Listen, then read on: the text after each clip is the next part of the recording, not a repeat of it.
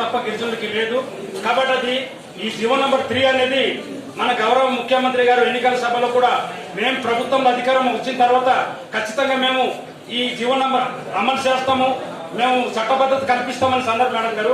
కాబట్టి ఈ రోజు అది లేదు, అది లేక ఈ రోజు 512 పోస్టులు మన ట్రైబల్ పోస్టులు వెళ్ళిపోతున్నాయి. అంటే నాన్ ట్రైబ్ కి ఈరోజు వెళ్ళిపోవాల్సినటువంటి పరిస్థితి వచ్చింది. కాబట్టి ఈ చట్టబద్ధత కల్పించాలా, ఆ రకంగా జీవో నంబర్ 3 కోసం తీర్మానం ఏజెండా ముందు తీర్మానం పెట్టాలని కోరుతున్నాం. ఖచ్చితంగా పెట్టాలనేది మా తరఫున డిమాండ్ చేస్తున్నాం. చాలా దారుణం. ఎందుకంటే స్పెషల్ మేడం గారు అది తీర్మానం చేసి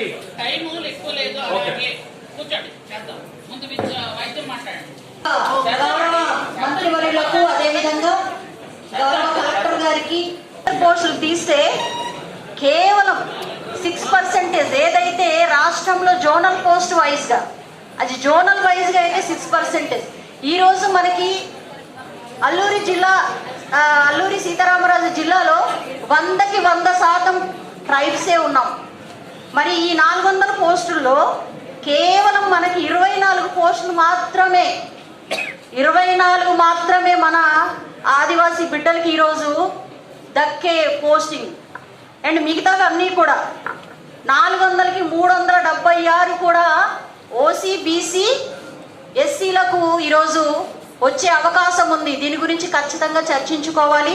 అదేవిధంగా రంపచోడవరంలో కూడా 112 పోస్టులు కానివ్వండి, వాళ్ళకి కేవలం 6 పోస్టులు మాత్రమే మన ఆదివాసీ సోదరులకు వస్తుంది. మొత్తం జిల్లా వైజ్గా 512 వస్తే మనకి కేవలం 30 మాత్రమే మన జిల్లాలో ఆదివాసులకి దక్కేది 30 పోస్టులు మాత్రమే. మిత్రులారా అందరూ కూడా గ్రహించాలి ఈ విషయం. దీని గురించి ఖచ్చితంగా చర్చించుకోవాలి. జియో నెంబర్ 3 అనేది పునరుద్ధరణ చేస్తామని ఆ రోజు గౌరవ ముఖ్యమంత్రి గారు చేశారు. కాబట్టి ఆ మాట కట్టుబడి ఉంటారని మేము అనుకుంటున్నాము. లేని ఎడల దానికి ప్రత్యామ్నాయంగా ఆలోచించాలి. కనీసం 75% ఇక్కడ రిజర్వేషన్ ని కలిగి ఉన్నటువంటి వ్యక్తుల చేత తీర్మానం చేసి గవర్నమెంట్ కి పంపించవలసిన బాధ్యత మనందరి మీద ఉందని కూడా తెలియజేసుకుంటున్నా.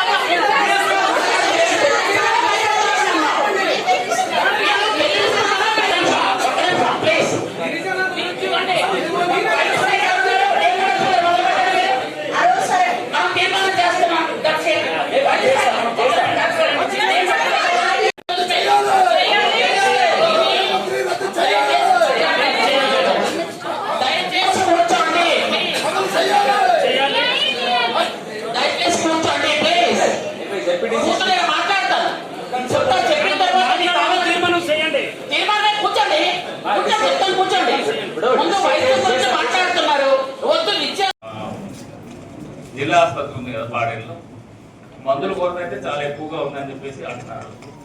అలాగే మొన్న పేషెంట్కి మాజీ ఎమ్మెల్యే మన లగే రాజారావు గారు బంధువు పద్మ అని చెప్పేసి ఆపరేషన్ చేస్తే కనీసం మెటీరియల్ కూడా లేదట. అంటే ఎక్కడి నుంచో బయట నుంచి తీసుకొచ్చి ఒక డాక్టర్ ఆపరేషన్ చేయడం జరిగింది. చూడండి, క్వార్టర్స్ ఉన్నాయి. ఆ క్వార్టర్స్ అంతా కూడా అన్యాక్రాంతం అయిపోతుంది. ఎవరికి దోచినట్టు వాడు అందులో వెళ్ళిపోయి ఎంటర్ అయిపోయి సొంతంగా నిర్మించుకున్నటువంటి దాఖలాలు ఉన్నాయి. ఉదాహరణ మీరు ఉక్కుంపేట చూసుకున్నట్లయితే సుమారు 4 క్వార్టర్స్ ఉన్నాయి. ఆ క్వార్టర్స్ ఒక్కటి కూడా ఇప్పుడు డాక్టర్స్ ఆధీనంలో లేదు. అది పునరుద్ధరిస్తే కానీ అక్కడ ఉండేటటువంటి మెడికల్ ఆఫీసర్స్ స్టాఫ్ అందరూ కూడా బంధు. కాదు మా కమ్యూనిటీ వచ్చాడు